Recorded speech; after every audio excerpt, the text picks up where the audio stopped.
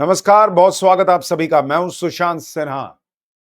भारत ने पहलगाम हमले का बदला लेना शुरू कर दिया है और हर बदले के कई चरण होते हैं। Diplomatic, military action. और भारत ने पहला एक्शन जो किया है, नरेंद्र मोदी ने जो पहली सर्जिकल स्ट्राइक कर दी है, जिसमें बिना एक भी बम, गोला, बारूद का इस्तेमाल किए पाकिस्तान की कमर तोड़ दी है। आज इस वीडियो में आपको इसके बारे में विस्तार से बताऊंगा। अभी सर्जिकल स्ट्राइक का ऑप्शन खत्म नहीं हुआ है, अभी सैन्य कार्रवाई का ऑप्शन जो है वो बना हुआ है। और इस बार जो सूत्र हमें बता रहे हैं कि भारत ऐसी सैन्य कार्रवाई करने जा रहा है कि पाकिस्तान खून के आंसू रोएगा।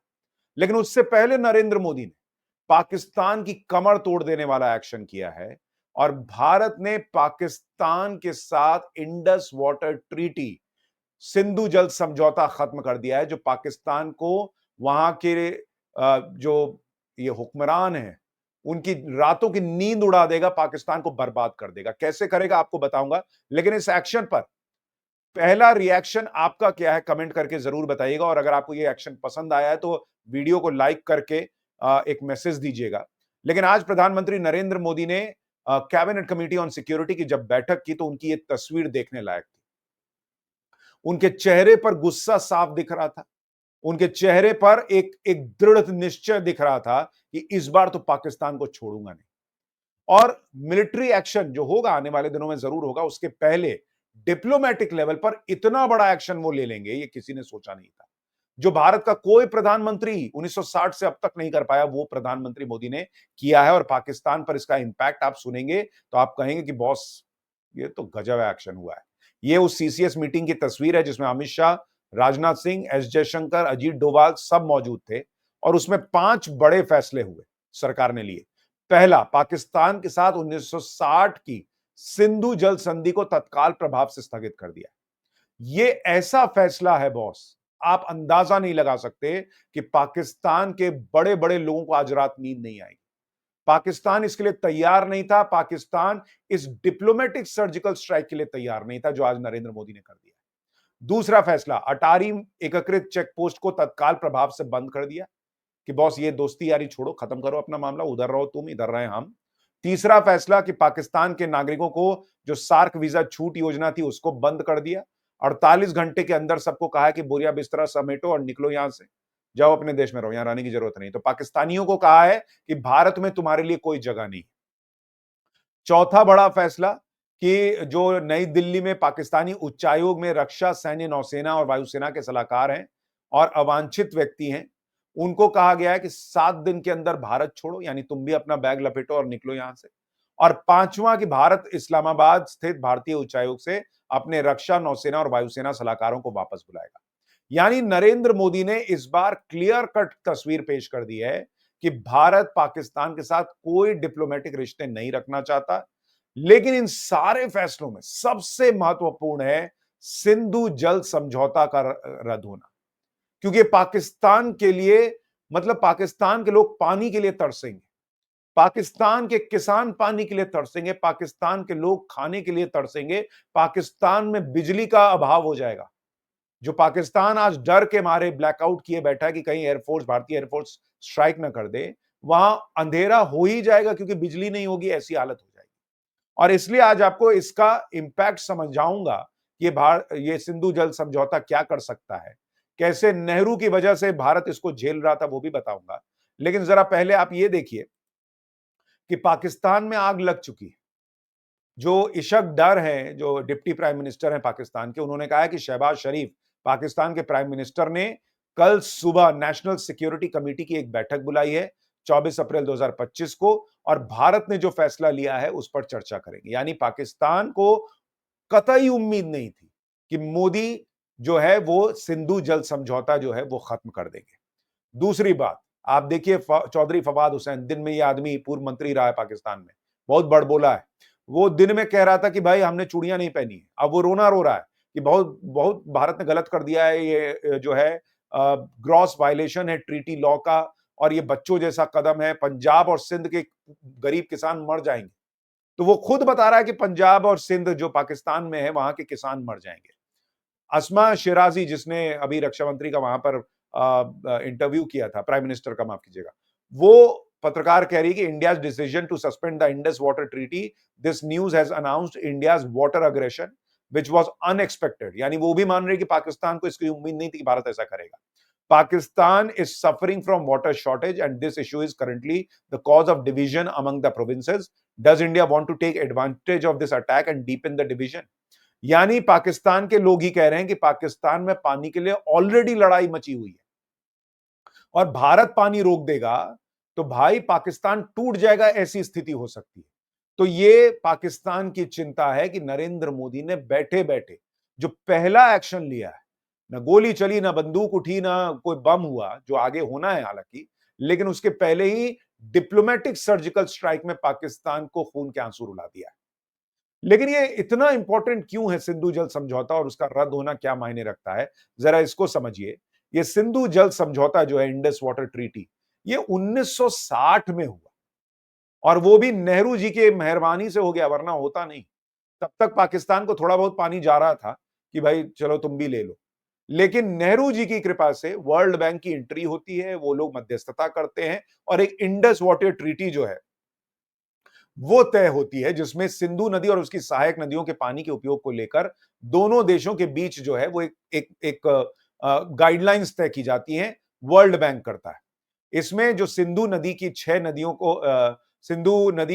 नदियों को दो भागों में बांटा गया है। जो पूर्वी नदियां हैं, ब्यास, रावी और सतलज, इसका नियंत्रण भारत के पास है और जो पश्चिमी नदियां हैं, सिंधु, झेलम और चिनाब, इसका कंट्रोल पाकिस्तान के पास आया। लेकिन फिर भी भारत के पास बहुत कुछ रहा और भारत ने जो आज फैसला लिया उसका इंपैक्ट क्या हो सकता है, आपको ये समझाता हूं। भाई जब ये सिंधु वाटर ट्रीटी नहीं हुई थी तो उसके पहले जो एक इसी तरह से मिलता जुलता एक दूसरा समझौता था आजादी के वक्त में, उसमें जब पाकिस्तान जो है वो भारत में घुसने का प्रयास कर रहा था, तब कश्मीर पे हमले कर रहा था, तो कुछ दिन के लिए 1 अप्रैल 1948 को जब समझौता लागू नहीं रहा तो भारत ने 2 प्रमुख नहरों का पानी रोक दिया। सिर्फ 2 प्रमुख नहरों का पानी 1948 में भारत ने रोका था और पाकिस्तान की पंजाब जो है वहां पर 17 लाख एकड़ की जमीन की हालत खराब हो गई थी। ये हालत हो गई थी सिर्फ 2 प्रमुख नहरों का पानी रोकने से। पाकिस्तान का जो पंजाब प्रांत है वो बाप बाप करने लगा था। 17 लाख एकड़ की जमीन जो है वो तबाह होने को आ गई थी। इसके अलावा जो भारत के जो विद्युत परियोजनाएं हैं, पाकल, रातले, किशनगंगा, मियार, लोअर कलनाई, इसको लेके पाकिस्तान ऑलरेडी रोता रहता है कि भारत जो है वो हमको बर्बाद करके छोड़ेगा। महबूबा मुफ्ती जब कश्मीर की मुख्यमंत्री थी तो कहती थी कि भाई ये सिंधु जल समझौता जो है इससे 20,000 करोड़ का नुकसान हो रहा है कश्मीर को, केंद्र को कुछ करना चाहिए, तो इससे कश्मीर का फायदा होगा, सो अलग। तीसरी बड़ी बात, जो तारबेला डैम है वो पाकिस्तान की 16% बिजली जो है वो पैदा करता है और इस 16% बिजली के लिए पानी ही नहीं रह जाएगा अगर भारत इस संधि को रद्द कर देता है, कर दे जैसा कर चुका है, तो पाकिस्तान में बिजली के लिए हाहाकार मच जाएगा। और ऐसे कई प्रोजेक्ट हैं जो कि पाकिस्तान में जिन पर काम चल रहा है, जो डैम्स बन रहे हैं, वो सारे के सारे प्रभावित हो जाएंगे। तो पाकिस्तान में एक तो कृषि लायक जमीन नहीं बचेगी, पाकिस्तान में खेती बर्बाद तहस नहस हो जाएगी, पीने के पानी का संकट पैदा हो जाएगा आज प्रधानमंत्री मोदी ने जो फैसला लिया है उसके बाद। दूसरी बड़ी चीज कि जो विद्युत परियोजनाएं वो प्रभावित हो जाएंगी, पाकिस्तान के अंदर बिजली का संकट पैदा हो जाएगा, वहां लोग हाहाकार मचा रहे होंगे इस वक्त।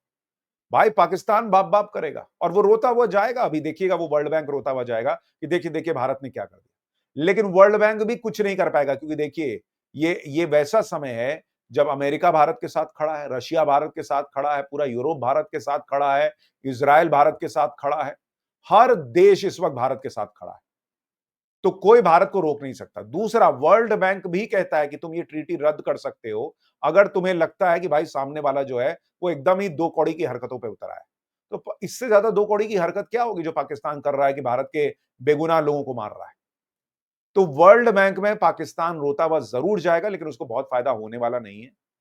ऐसे में पाकिस्तान की कमर ऑलरेडी टूटी हुई है और ये अभी इंस्टॉलमेंट नंबर 1 है बॉस। अभी सैन्य कार्रवाई बची है और जिस तरह का एक्शन डिप्लोमेटिक लेवल पर हुआ है उससे अब उम्मीद और बढ़ गई है कि भाई सैन्य कार्रवाई सोचिए किस लेवल की होगी। क्योंकि 1960 से लेकर हम 2025 बैठे हैं। पाकिस्तान की जो नौटंकी है, जो तमाशा है, वो कोई पहली बार तो है नहीं, लेकिन किसी प्रधानमंत्री ने यह फैसला नहीं किया कि वो इंडस वाटर ट्रीटी को खत्म कर दे। नरेंद्र मोदी ने सिर्फ चेतावनी नहीं दी, आज से खत्म कर दिया। और पाकिस्तान ये रोएगा कि अरे हमारे मासूम लोगों का क्या होगा, हमारे किसानों का क्या होगा। तब समझ में नहीं आता जब भारत के मासूम लोगों को मारते हो, जब आतंक की खेती करते हो, तो इसके लिए तैयार रहो कि जो नेचुरल खेती होनी चाहिए वो बर्बाद भी हो सकती है। तब नहीं समझ में आ रहा था।